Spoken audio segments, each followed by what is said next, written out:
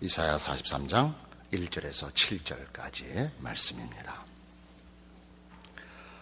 야곱아, 너를 창조하신 여호와께서 이제 말씀하시느니라.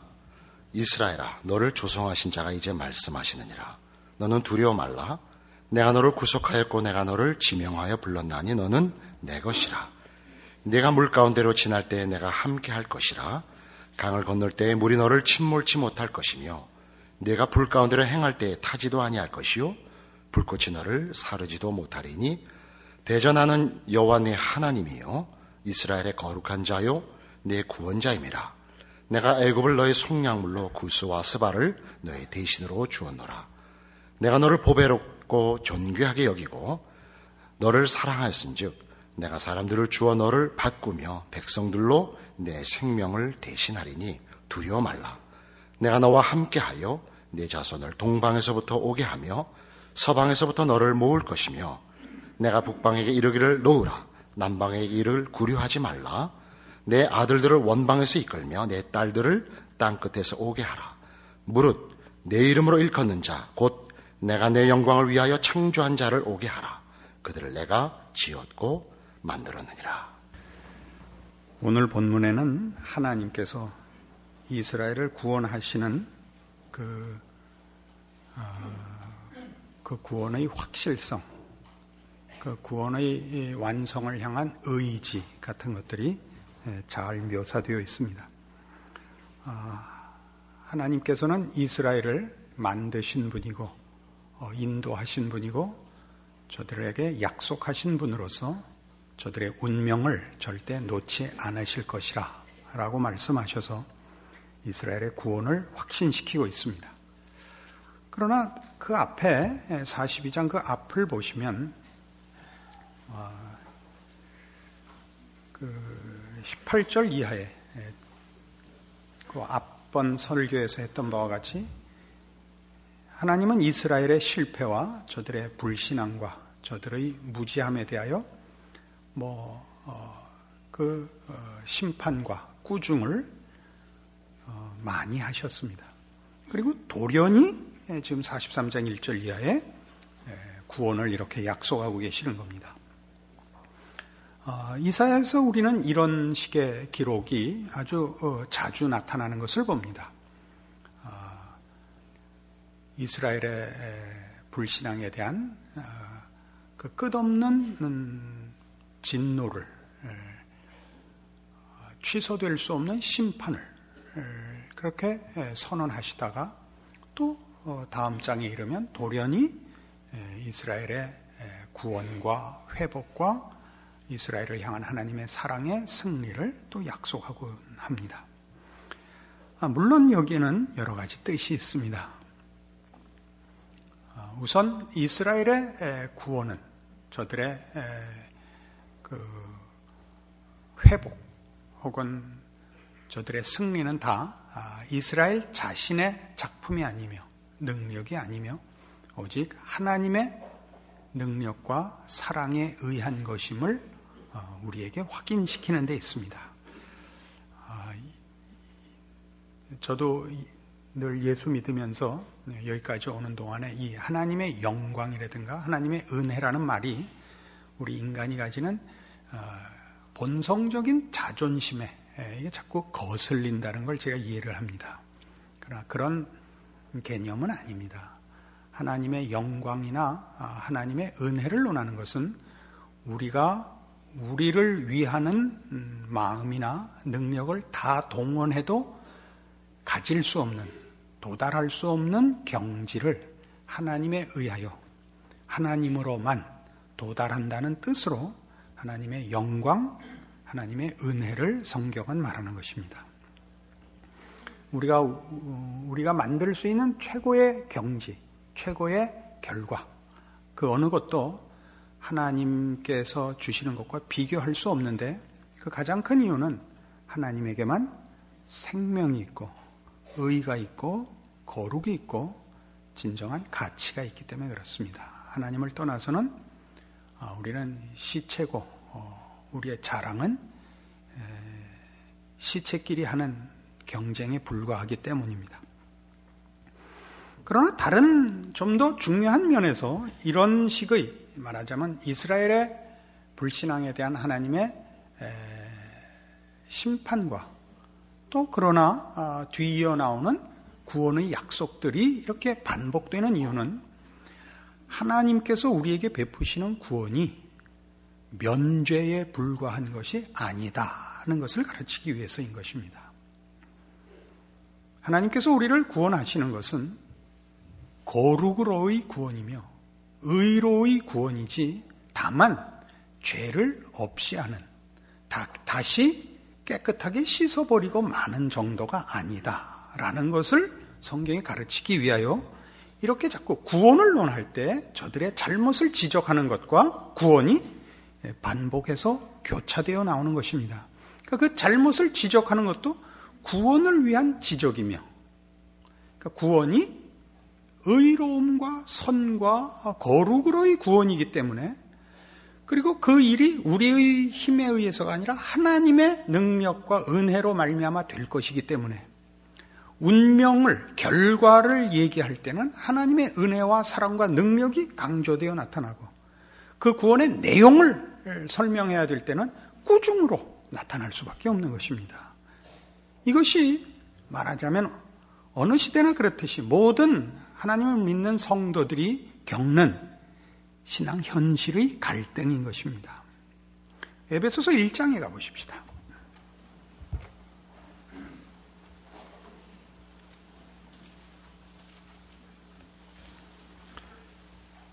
신약성경 310페이지 에베소서 1장 3절입니다.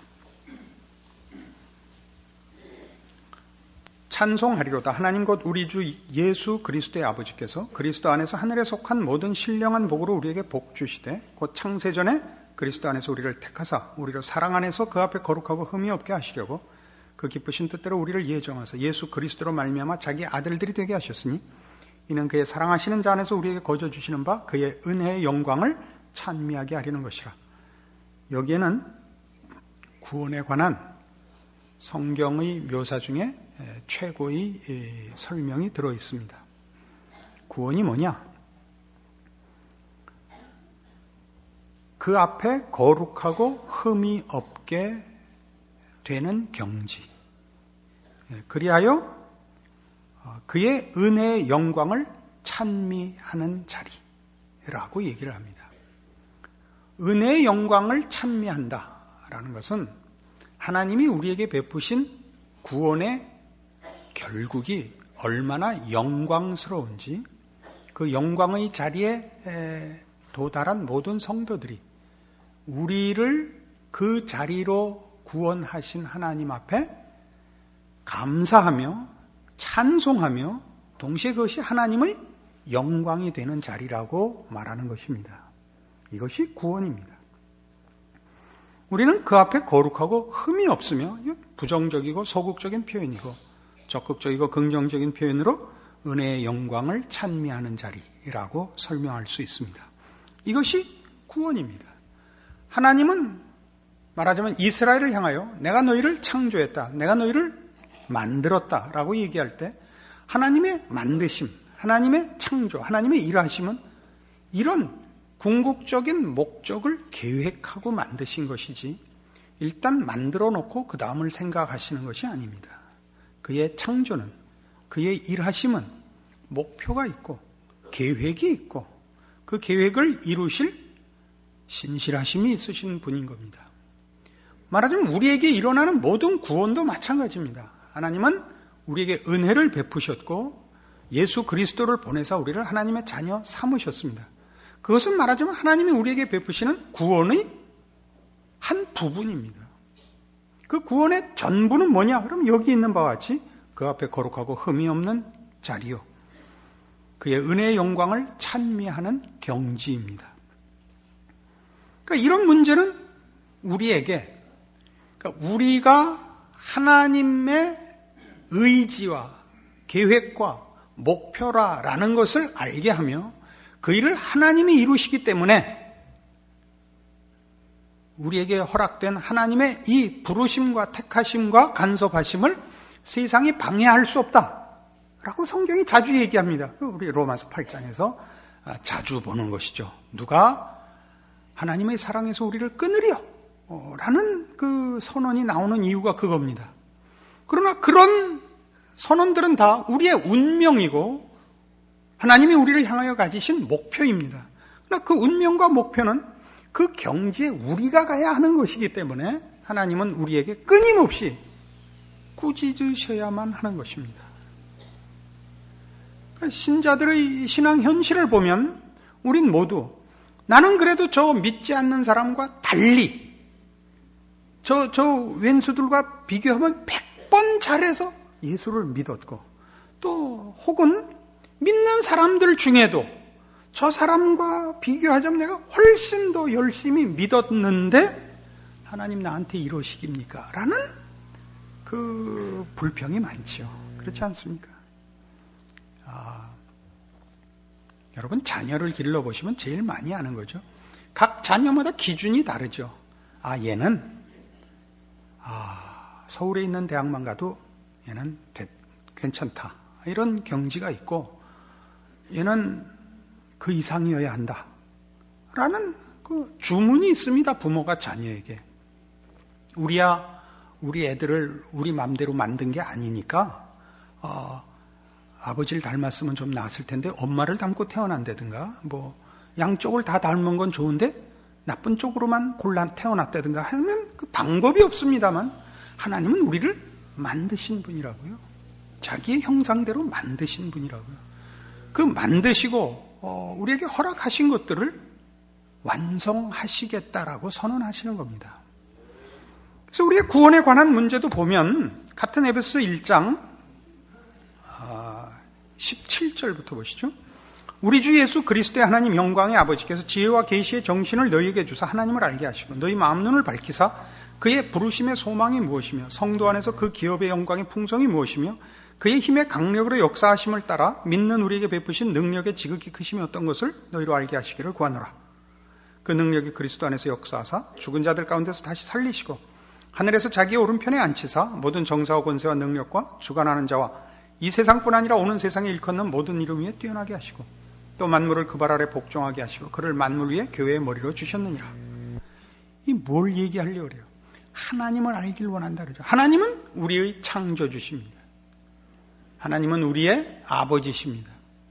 하나님은 우리의 상급이시며 우리의 방패시며 우리의 생명이시며 우리의 복이시며 보호자시며 모든 것입니다. 이 하나님이 우리에게 어떻게 아버지시며 창조주시며 복이셨는가요? 예수 그리스도를 보내서 우리로 하나님의 자녀 만드셨습니다. 여기 다 압니다. 똑같이. 그리고 그 보내신 그 아들로 인하여 시작하신 것을 이루기 위하여 그 아들을 머리로 삼아 우리를 그 몸으로 불렀습니다. 이게 교회입니다. 하나님께서는 예수 그리스도 안에서 십자가를 통하여 우리를 부르셨고 붙잡으셨고 붙잡은 우리를 충만케 하기 위하여 지금도 그리스도 안에서 우리와 묶여 있습니다. 이 교회론입니다.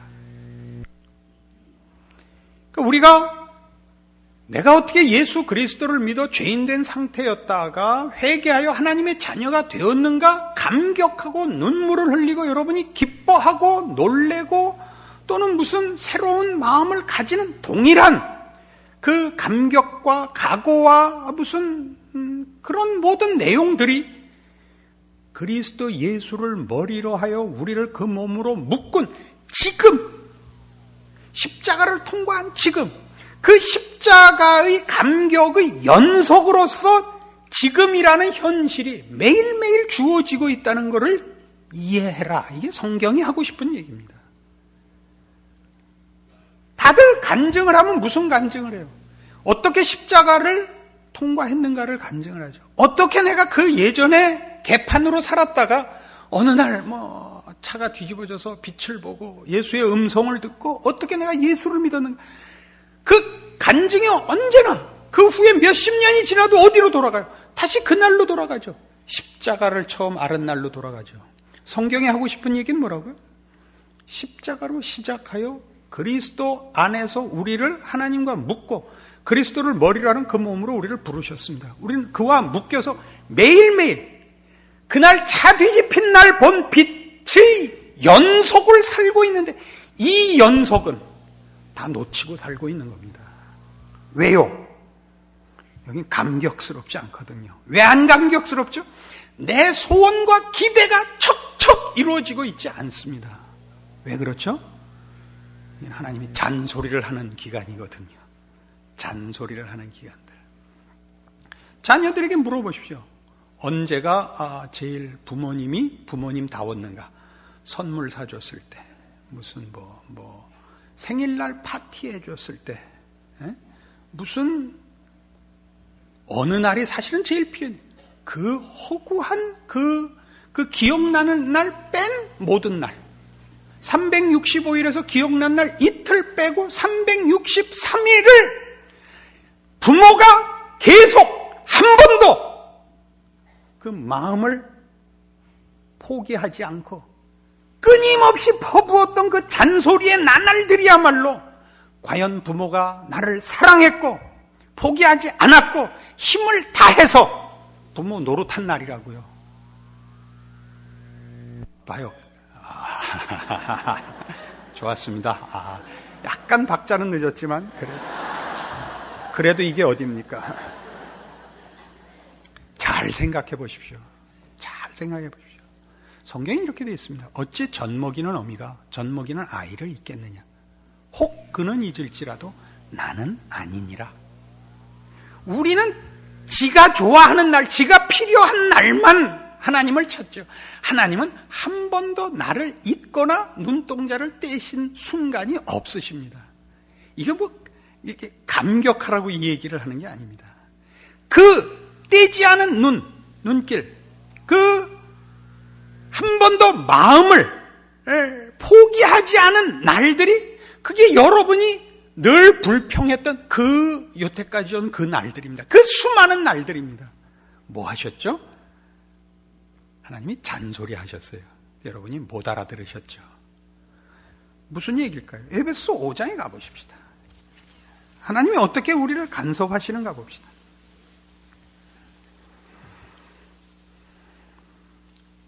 (5장 22절입니다) 아내들이여 자기 남편에게 복종하기를 주께 하듯하라. 이는 남편이 아내의 머리됨이 그리스도께서 교회의 머리됨과 같음이니 그가 친히 몸의 구주시니라. 그러나 교회가 그리스도에게 하듯 아내들도 범사에 그 남편에게 복종할지니라. 남편들아 아내 사랑하기를 그리스도께서 교회를 사랑하시고 위하여 자신을 주심같이 하라. 이는 곧 물로 씻어 말씀으로 깨끗하게 하사 거룩하게 하시고 자기 앞에 영광스러운 교회를 세우사 티나 주름 잡힌 것이나 이런 것들이 없이 거룩하고 흠이 없게 하려 하심이니라. 이 27절은 아까 본 1장 4절하고 표현이 똑같죠. 구원의 목적이 뭐였죠? 그 앞에 거룩하고 흠이 없게 만드는, 그죠? 부부됨의 궁극적인 목적이 뭐라고요? 티나 주름 잡힌 것이나 이런 것들이 없이 거룩하고 흠이 없게 하는 것. 거룩의 완성입니다. 뭐가요? 부부되는 게요. 그러나 우리는 부부로 살면서 이것과 전혀 다른 현실들을 경험합니다. 결혼해갖고 제일 많이 놀라는 건 공통되게 이겁니다. 이 사람만 아니면 누구랑 살았어도 이것보다는 낫을 것이다. 우리 모두가 하는 생각입니다. 물론 저도 그렇게 생각합니다. 제 아내도 그렇게 생각합니다. 그러나 할 수 없이 살고 있습니다. 이제 와서 또 새롭게 이제껏 걸어온 그 머나먼 길을 또 반복할 마음이 없기 때문에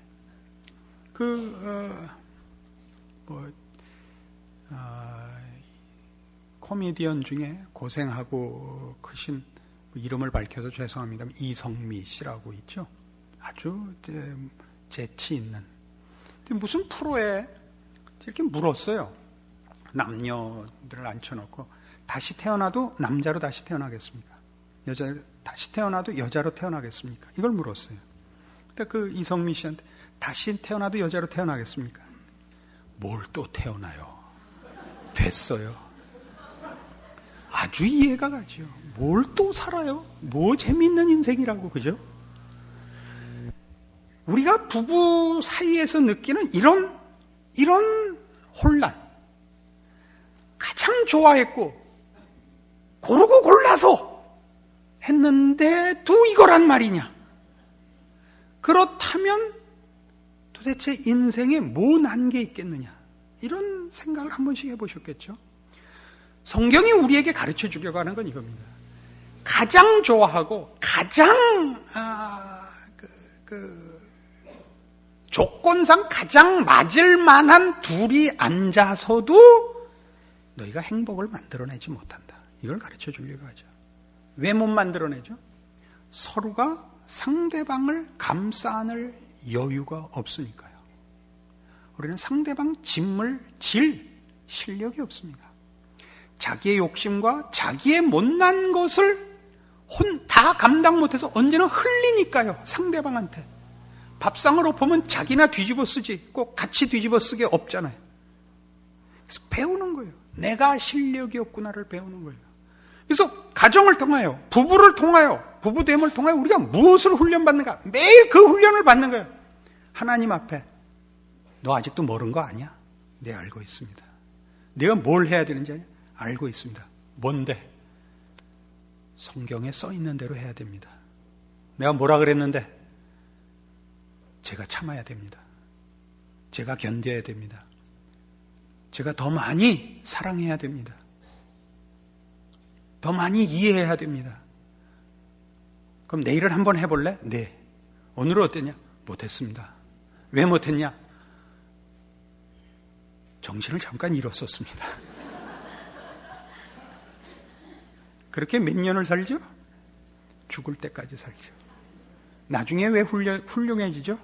성질낼 힘이 없어서.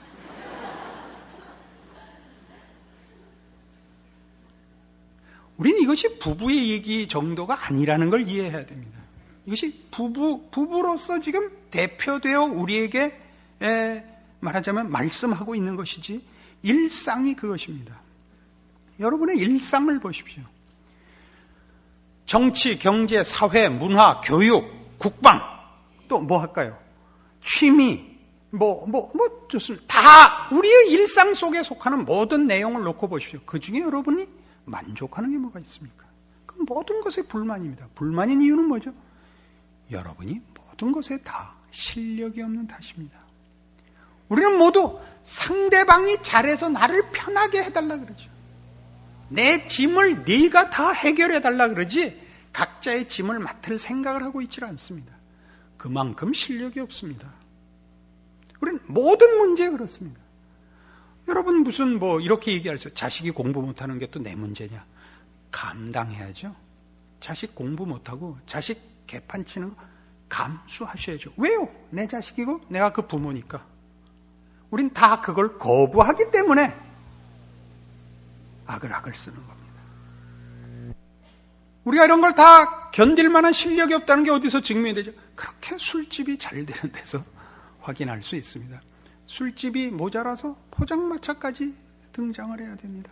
그렇게밖에는 마셔서 의식을 잃는 것 밖에는 방법이 없는 겁니다. 실력이 없는 것입니다.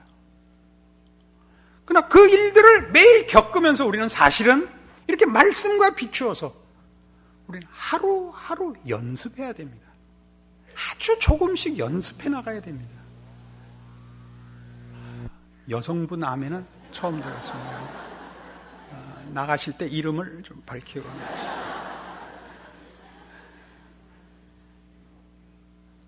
여러분, 우리가 예수 믿고 사는 현실에 대해서 우리가 언제부터 체념하기 시작했죠? 우리는 예수 믿는 것이 진정한 신앙이 곧장 보상을 받는다고 생각하는 때부터 이렇게 됐습니다. 우리는 신앙을 가지면 아무런 고통도, 아무런 짐도, 아무런 갈등도, 아무런 비극도 없는 상태에 들어간다고 생각을 하고 있습니다. 구원은 하나님께서 우리에게 요구하시는 그 창조의 완성은 거룩한 자리에 이르게 하는 것입니다. 그 거룩함은 하나님께 속한 경지를 말합니다. 거기에는 하나님이 우리를 사랑하사 그 아들을 보내신 그 경지가 포함이 됩니다. 사랑하며 용서하며 위하며 슬픔을 나누며 상대방 편을 들며 하는 모든 하나님의 형상대로 지음을 받은 우리 인간의 고급한 내용들이 거기 들어 있습니다. 그냥 백지가 되는 것이 아닙니다. 우리는 더 깊은 폭과 내용과 이해력과 통찰을 가지게 되는 것입니다. 이것 때문에 성경은 우리에게 끊임없이 잘했다, 이제 그만해라가 아니라 다음으로 나가라라고 요구를 하죠. 그 대표적인 예를 고린도전서 8장에서 이렇게 볼 수 있습니다. 신약성경 272페이지 고린도전서 8장 1절입니다. 우상의 제물에 대하여는 우리가 다 지식이 있는 줄을 아나 지식은 교만하게 하며 사랑은 덕을 세우느니 만일 누구든지 무엇을 아는 줄로 생각하면 아직도 마땅히 알 것을 알지 못하는 것이요 또 누구든지 하나님을 사랑하면 이 사람은 하나님의 아시는 바 되었느니라. 이게 무슨 문제냐면요, 우상 제물 문제인데 우상 제물 먹으면 안 되죠. 어떤 제물이든지 먹으면 그 제물을 바친 그 우상을 신으로 섬긴다는 뜻이니까요. 근데 고대 사회에서는 모든 그 시장에 나오는 이 식용육이 그 국가가 섬기는 신에게 제물로 바쳐지고 나서야 시장에 나왔습니다. 오늘날 같이 순전히 식용으로 도살장에서 이렇게 잡아갖고 고기가 나온 것이 아니고 다 그 국가의 신에게 바쳐진 후에 나왔던 것입니다. 잘 아시는 다니엘과 그 세 친구가 바벨론 포로가 됐을 때 고기를 먹지 않겠다라고 한 것은 바로 이 우상 제물을 먹지 않고 우상에 참여할 수 없다라고 종교적인 선언을 한 것이었습니다. 이 로마 시대 때도 그랬죠. 이게 시장에 이제 나와서 이제 팔리는데 이걸 사 먹어도 되냐 안 되냐 하는 것이 초대교회에서 하나의 문제였습니다. 사도 바울의 주장은 이겁니다. 먹어도 된다. 그런 생각이 드십니까? 왜냐하면 우상은 없는 거니까.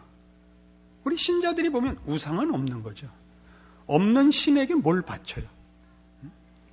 있어야 뭐 바치든지 말든지 뭐 재물이 통하는 거지. 없는 신한테 뭐 없는데 있다고 본인이 혼자 생각한 건데요. 괜찮다. 그러나 있다고 생각하는 사람들이 우리가 그 재물을 먹는 거 보고 하나님과 저 주피터를 같이 섬겨도 되는구나 라고 오해할 수 있으니까 먹지 마라. 그래서 어떤 지침을 줬냐면 시장에 가서 고기 살 때는 이거 제물로 바친 거예요? 물어보지 말고 사라.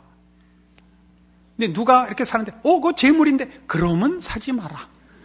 얼마나 웃기는 얘기예요. 그죠? 무슨 얘기죠?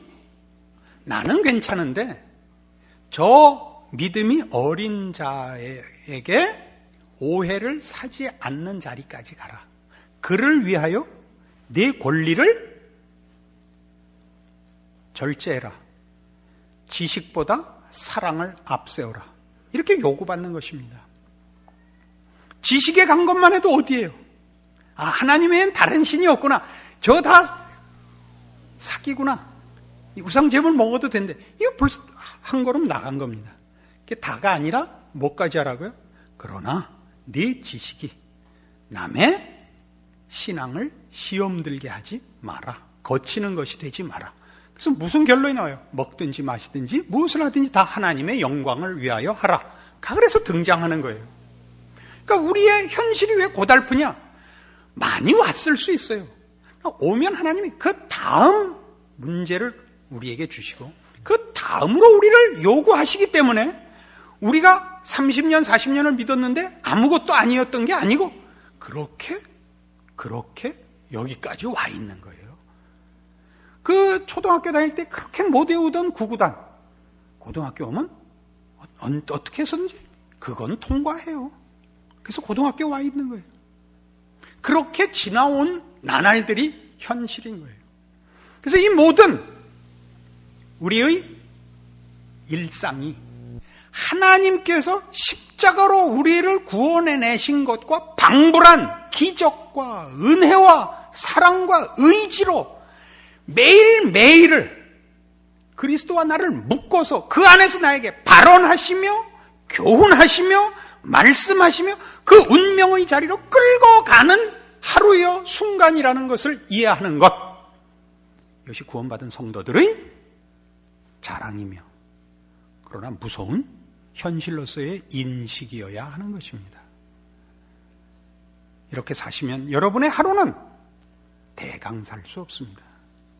너무 예민하게 사셔갖고는 감당을 못합니다만은 아무것도 아닌 것 같이 살지 마시고 무슨 특별한 일이, 특별한 명분이 있을 때만 하나님이 나를 찾아오시고 그와의 연합을 확인하는 것이 아니라 어느 한순간도 그리스도 예수 안에서 하나님과 묶인 나의 하나님과의 연합과 그의 인도하심과 기적의 손길이 멈추는 순간이 없다는 걸 아셔야 되고, 그 기적이 우리가 보편적으로 자연인적 심성으로 요구하는 기적이 아니고 일상 속에 숨어있는 더욱더 놀라운 내용상의 기적이라는 것을 기억하는 여러분의 신자된 현실이어야 할 것입니다. 기도하십시다. 하나님 아버지 은혜를 감사합니다. 우리가 사는 이 하루하루가 그날이 그날 같은 이 일상이 사실은 우리 하나님께서 우리를 십자가로 구원하신 그 기적과 그 놀라운 사랑과 변함없으신 하나님의 열심의 연속인 것을 확인했습니다. 주께서 우리에게 매일 삶을 통하여 말씀하시며 교훈하시며 꾸중하시며 훈련하고 계십니다. 우리에게 주를 알게 하시고 주의 인도하심에 순종하는 매일을 주 앞에 바치게 하사 주 안에서의 우리의 완성과 그 영광의 찬미의 자리에 가는 이 복된 현실들을 받아들이고 승리하고 감사하고 놀랍게 하나님의 사람으로 변하여 가는, 어느 하루도 같은 날이 있을 수 없는 하나님의 자녀의 신비하고 놀라운 인도함 받는 현실들을 누리게 하여 주시옵소서. 예수님 이름으로 기도합니다. 아멘.